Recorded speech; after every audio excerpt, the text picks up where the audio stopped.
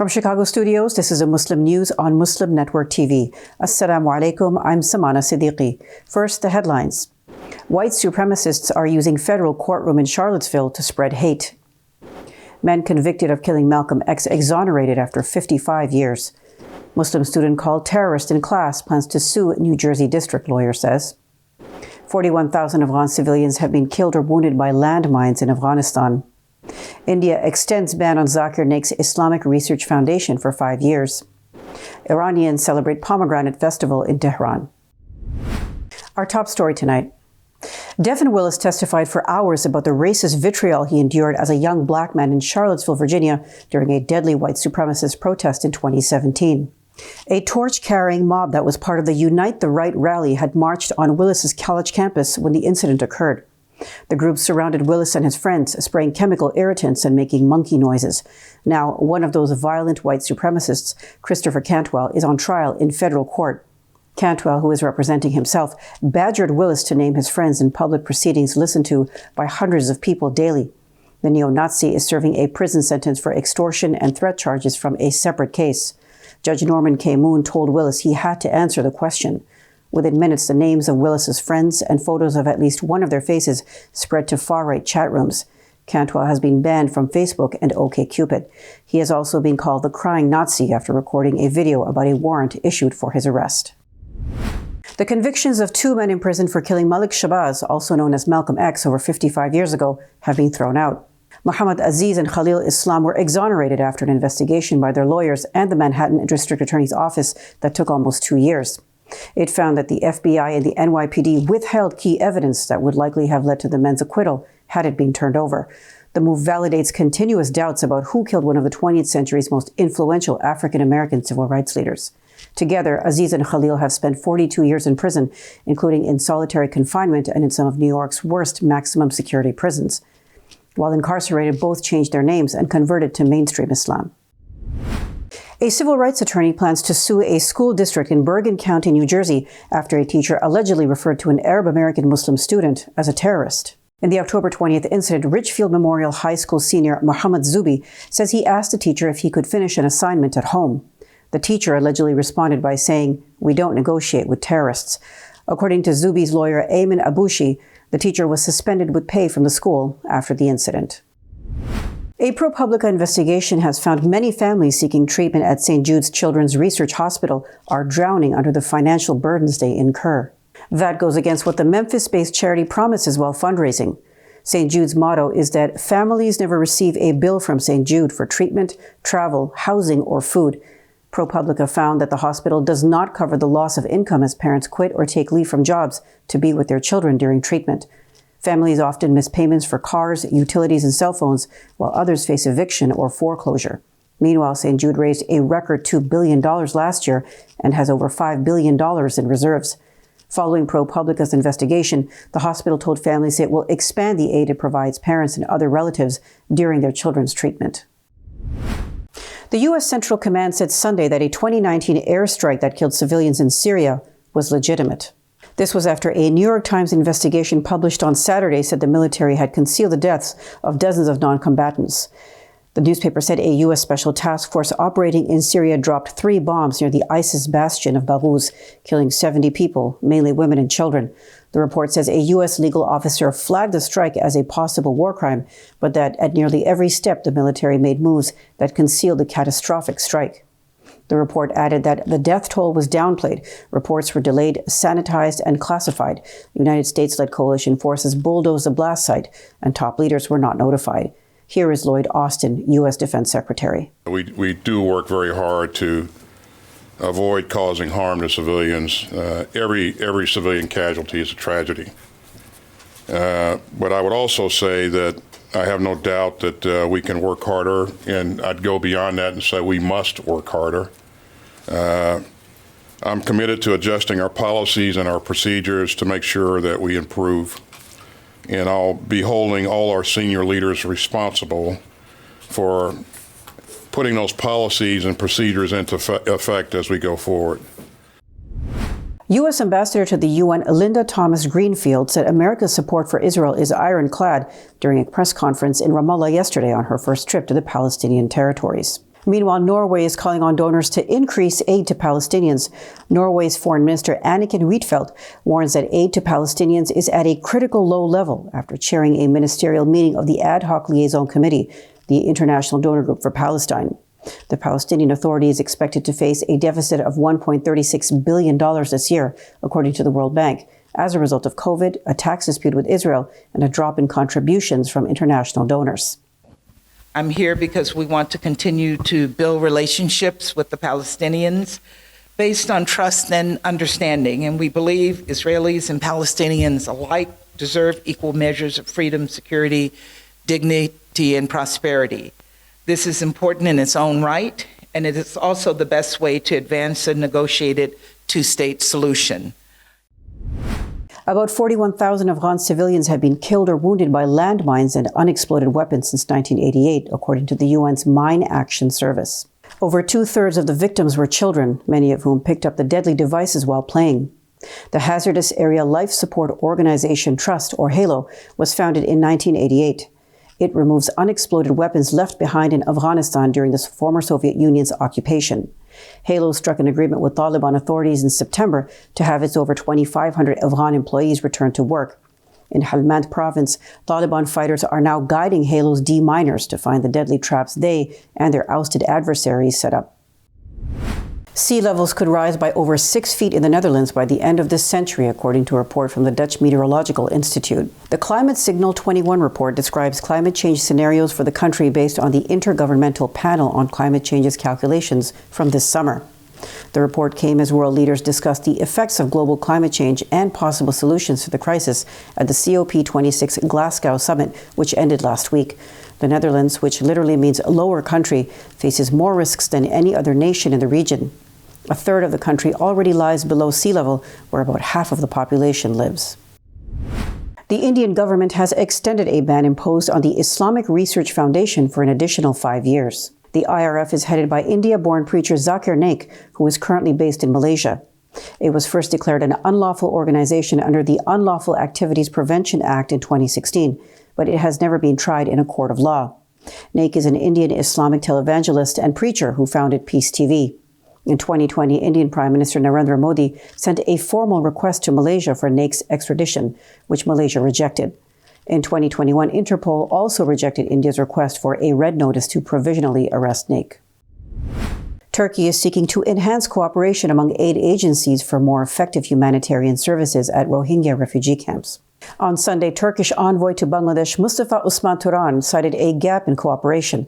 This was during a meeting with officials of aid groups in Bangladesh's southern Cox's Bazar district. That is where over 1 million Rohingya live in the world's largest refugee settlement. They fled a brutal military crackdown in Burma's Rakhine state in 2017. Turkey has taken the lead in humanitarian efforts for the Rohingya. Turan reiterated Ankara will continue to do its bit for the refugees. He also stressed the need for better safety measures at the camps and increased opportunities for the Rohingya to earn a living. Kenyan Muslim leaders fear a government campaign against terrorism has transformed into a war against Islam and Muslims. A series of unexplained abductions and killings of Muslims is worrying the community's leaders, who are demanding action and answers from the government. According to the Supreme Council of Kenya Muslims, at least 40 have been kidnapped by unknown assailants since January, with scholars and business leaders specifically targeted. Sheikh Abdullahi Abdi, chairman of the National Muslim Leaders Forum, said Muslims in Kenya are under siege. They are targeted and there are human rights abuses committed on a massive scale. He added, "We are going to mobilize Muslims to the last person to ensure our rights are protected." Muslims represent about 10% of the Kenyan population. Iranians will be celebrating the Pomegranate Festival in Iran's capital, Tehran, through November 22nd. قبل‌ترها هم برای ما یه چیز بوده، یه سنت قدیمی داره توش هستش، سیف هستش و اینکه خیلی خوشمزه است و اون دونه‌هاش تو شعرهای ما اومده، تو شعرهای فارسی ما اومده و همیشه اون زیبایی رو برای ما. خدا رو شکر استقبال خوب بوده، با اینکه وضعیت کرونایی هستش و روزایی که مثلا مدرسه ها باز شده اینا، باز مردم میان استقبالمون میکنن، خریدشون خوبه. Coming up next after the break is our in-depth analysis segment, so stay tuned and we'll be right back after these messages.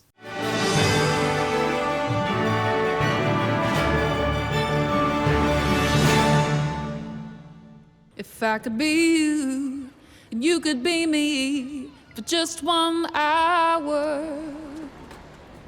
If we could find a way to get inside each other's minds. Walk a mile in my shoes. Walk a mile in my shoes.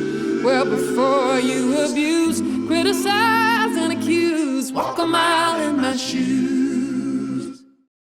There are 16 million children struggling with hunger in America.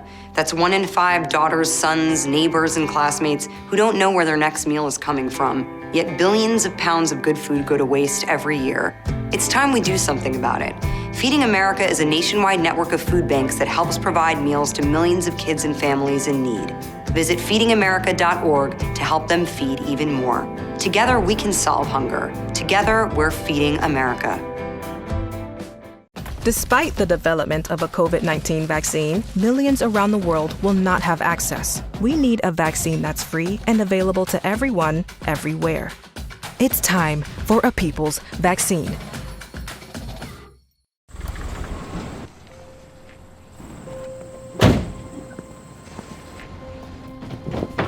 Dad, they took over my bedroom. Come on, come on. Okay, Dad.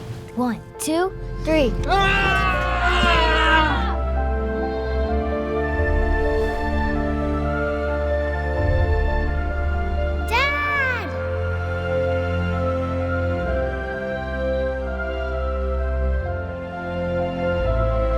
You saved me.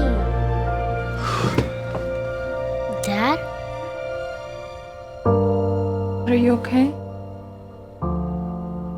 I'm fine, dear.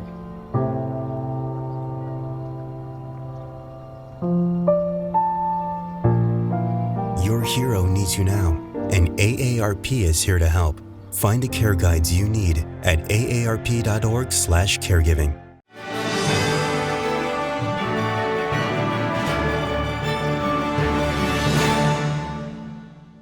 Welcome back.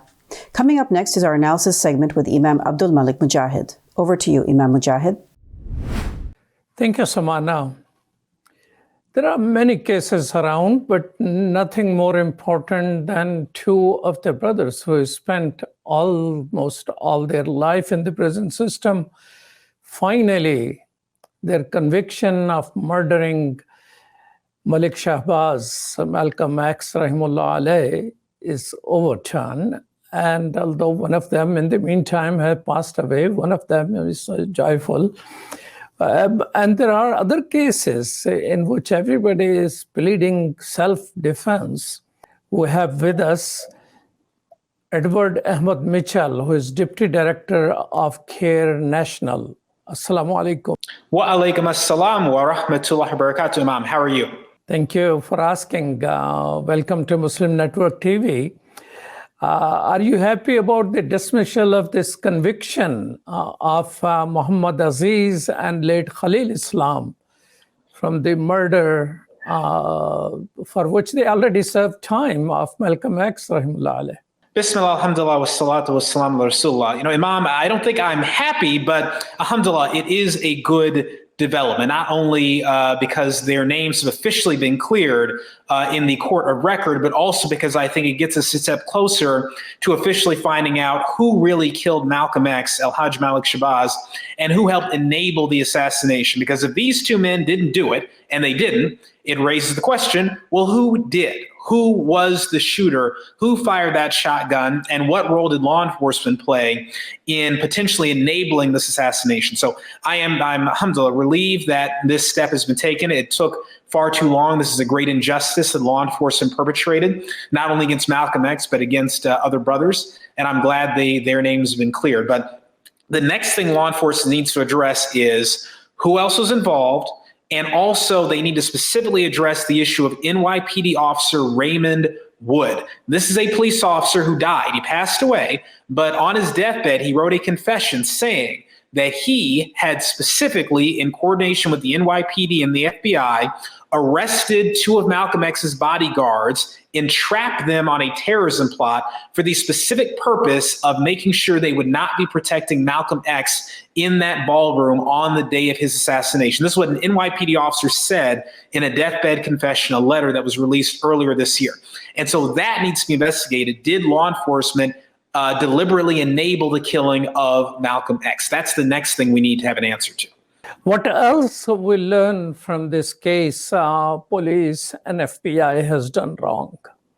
Well, what we learned is that the two men who were convicted wrongly of killing Brother Malcolm X, that this wasn't an accident. You know, sometimes the legal system, prosecutors, cops, they just screw up. They make a mistake, negligence. It's not malice. In this case, though, it was deliberate, is what the Manhattan DA is saying, that the law enforcement, the FBI deliberately withheld exonerating information, deliberately let these two men take the fall, deliberately concealed information that might have set them free. And so that's the other thing we learned, is that this wasn't just an accident. This was a purposeful violation of the civil rights of these men. May Allah grant them justice. Do you think there is a possibility for the person who is still alive, Brother Aziz, to seek some compensation for all the loss of his time? I hope so. I mean, normally it's very difficult to sue, for example, a prosecuting attorney because of immunity and all sorts of things in various states. However, if prosecutors and police deliberately plot to wrongfully convict someone, deliberately conceal evidence, that is a violation of their civil rights, of the victim's civil rights. And there are opportunities to file lawsuits against the state, against the city, to seek damages. So he would have to, of course, talk to an attorney, but usually that would be a possibility in many jurisdictions. You know, you're in Atlanta and you have this Ahmaud Arbery case there. One of the things which is coming out of different cases is funny stuff. A lawyer says, defense lawyer, that, there should not be many black pastors in the courtroom. What is with Georgia black pastors? They continue to intimidate people. Well, I think that was one of the oddest things I've ever seen in a trial. I'm not surprised that attorney might have been thinking that internally. But for him to say out loud, we don't want any more black pastors here, was a remarkable moment. And it shows you exactly what we're dealing with. That is the attorney for one of the men accused of committing this crime. And so it's telling. It says something about the environment there in that county, that this attorney felt comfortable saying that out loud, saying it in a court of law, saying it knowing that national television was broadcasting that trial. His argument was that the presence of prominent black pastors like Al Sharpton and Jesse Jackson and others would influence the jury. But his comment went beyond that. His comment didn't just say, we don't want famous pastors in here. His comment was, we don't want any more black pastors in here, singling out people because of their race. So it was an insane moment. And thankfully, the judge in this case in Georgia seems to be much more level-headed, I would say, than judges in other jurisdictions and another trial that I won't name. And he called those comments reprehensible and denied the attorney's request. Yeah, judges, is there a method of keeping an eye on judges themselves? I know for lawyers there could be a process, but in Rittenhouse case, judge was making insensitive Asian jokes about his lunch. And while he's trying to keep everybody in order, who's going to keep him in order? Look, judges, when they've been on the bench for a long time, some of them stay humble. They stay down to earth. They are respectful. Some judges, sadly, develop what I would call a dictatorial type of personality. They are accustomed to ruling their courtroom like a kingdom. They lose touch with the common people. They lose touch with modern culture. And it shows on the bench and how they talk to people and the jokes they make. And that's sad. And it's frightening when you're trying to have a murder trial that is deadly serious. So there are ways to hold judges accountable. In Georgia, we have a judicial qualifications commission that can investigate and remove judges if they breach certain ethical or legal duties. In the case of Wisconsin, what the judge said, that would not qualify, most likely. Furthermore, if judges show they are biased, very clearly biased, an attorney can make a motion to have that judge removed, but the judge himself gets to decide whether or not he should be recused. And then, of course, they can appeal to a higher judge. It's rare it happens, but that is a possibility. So either an investigation by the relevant judicial counsel if a judge violates the law or ethics, or in court, attorney can make a motion for that judge to be recused and see what happens. Those are usually the two ways you would get rid of a judge who's causing a problem. Brother Edward, in Rittenhouse case, as well as the Arbery case, the defense is self-defense.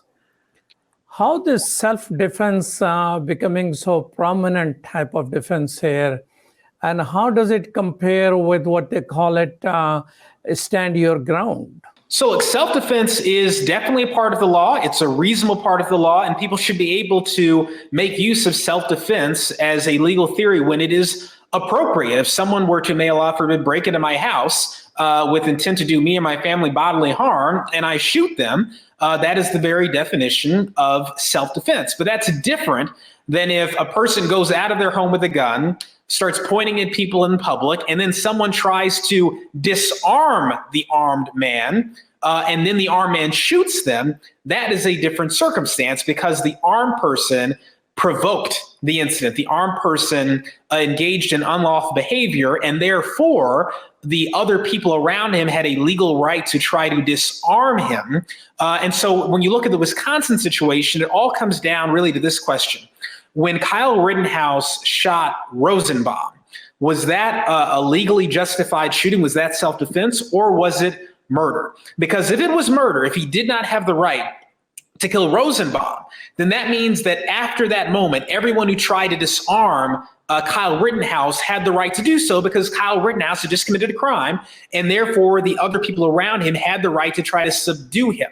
And so that's why Rosenbaum, that first shooting victim, is so critical, because if that was not self-defense, then nothing else really was self-defense. On the other hand, if Rosenbaum, really was a threat to Kyle Rittenhouse's life, was a threat to his, was going to cause him serious bodily harm, then it was a justified shooting. But of course, the issue is, did Kyle Rittenhouse start all this by having that gun? Did he point it at someone? Did he point it at the crowd? And did that trigger Rosenbaum's behavior? That's what the jury is going to have to decide.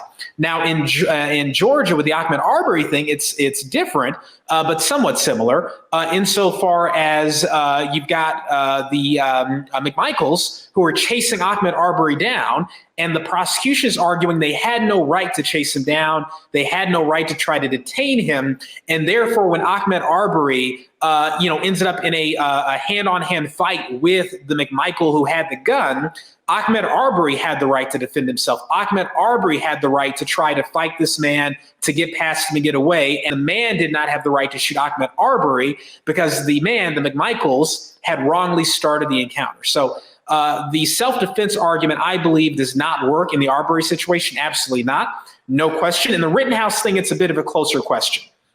Okay, so what's the difference between this and stand your ground law? Right. So stand your ground laws essentially mean that if someone is threatening you, if you feel you're in danger, you don't have to retreat. So, for example, in some states, if I'm on the street and someone, let's say at the end of the block says, "Hey, you, Edward Mitchell, I know you, I'm going to kill you," and they take out a knife and they're all the way at the end of the block. Now, I've got time to get in my car and drive away. I've got time to get in my house and lock the door. Stand your ground law means I don't have to run away. I can stand right there on the street. I've got the right to be there on the sidewalk. I don't have to run away. I can stand right there, watch that man come up to me with a knife, and I don't have to run away. And then if I've got a gun on me, I can shoot him the moment he actually tries to cause me harm. That's a stand your ground law in a very rudimentary way, that you don't have to run away. You don't have to try to flee before defending yourself with deadly force. Whereas in most states, the law would be that if you have an opportunity to flee, to get away, you can't leave yourself in a dangerous situation and then kill someone. That is legally problematic in other states. Tell us why, in the case in Wisconsin, Kenosha, the gun is no longer a part of the charge. I mean, the person was not from that area. He came from the nearby state. He brought a huge rifle, and he was a teenager. Why that particular charge is dropped? So, the judge indicated that he was dropping that charge because the description of the type of gun that counts as a dangerous weapon under Wisconsin law, he thought was too vague and may not apply to the gun that Kyle Rittenhouse is carrying. Something about the length of the barrel, a short barrel gun versus a long barrel gun. Again, I don't practice Wisconsin law, but that was the judge's argument. I will say that for the average person, obviously looking at that charge, carrying a dangerous weapon while under the age of 18, your average person would say, well, look, if an AR-15 rifle isn't a dangerous weapon, what is? But again, the exact text of the law matters. And so that is what had to be considered in court. The judge decided to cut him a break and drop that charge. That is the charge that I think he was most likely to be convicted on of all the charges. And so the judge gave him, I think, a great benefit in dropping that charge. Well, thank you so much, Brother Edward Mitchell, for your time. Truly appreciate that. Assalamu alaikum. Wa alaikum assalam wa rahmatullahi wa barakatuh. Thank you, Imam. Back to you, Samana. Thank you, Imam Mujahid. That's all from our Chicago studios tonight. Thank you for tuning in. You can find previous episodes and more on our YouTube or Facebook. For more content, keep watching Muslim Network TV or visit muslimnetwork.tv. Salam and good night.